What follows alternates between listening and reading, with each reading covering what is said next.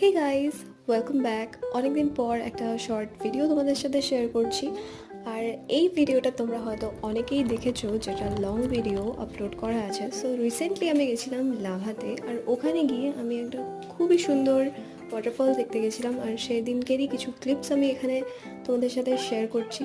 ওয়াটারফলটার নাম ছিল ঝাঙ্গে waterfalls, and ওইখানে গিয়ে আমি যা যা করেছি সারাদিন, সেই সব কিছু দেখতে হলে তোমাদের কিন্তু যেতে হবে ওই লং ভিডিওতে, যেটা আমি লিঙ্ক করে দিয়েছি। তোমরা জাস্ট এখনই গিয়ে দেখে আসতে পারো, খুবই ভালো ছিল।